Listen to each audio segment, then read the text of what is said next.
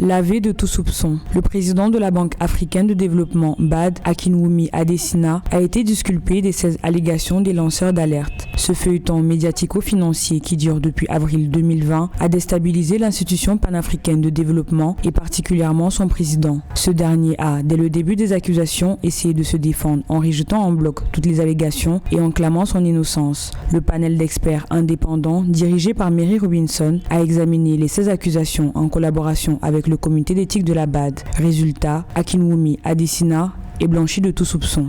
Il faut d'abord rappeler que c'est vraiment une triste affaire que des employés de la Banque africaine de développement aient comme cela, de manière aussi légère, jeté le discrédit sur le chef de cette institution en une année électorale. Il faut le dire, c'est très important de le souligner. Cette culture de la délation, qui est parfois encouragée par les règles d'éthique, on appelle ça la culture du speak-up. Parfois, dans nos organisations africaines, elle est très mal utilisée. On a l'autorisation de se plaindre, on a l'autorisation par les codes de bonne conduite de jouer aux délateurs, aux lanceurs d'alerte, mais encore que les raisons pour lesquelles on utilise ce levier soient des raisons fondées. Parmi les 16 allégations des lanceurs à l'encontre du président Akinwumi Adesina, l'on retrouvait notamment le non-respect des règles et règlements internes en matière de recrutement, la nomination et promotion d'un beau-frère, la mauvaise gestion alléguée d'un programme de technologie agricole et un traitement préférentiel pour le Nigeria et les Nigérians. Des allégations examinées et rejetées pour manque de preuves par le panel de 3 experts, dirigé par l'ancienne présidente irlandaise Mary Robinson. Je pense qu'il est le seul candidat en lice.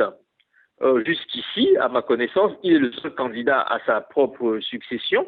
Donc, normalement, connaissant ses talents de communicant et le fait que le groupe africain, avec le Nigeria en tête, est resté très solidaire de lui pour l'essentiel, notamment en Afrique anglophone. On est resté très solidaire du président Adesina.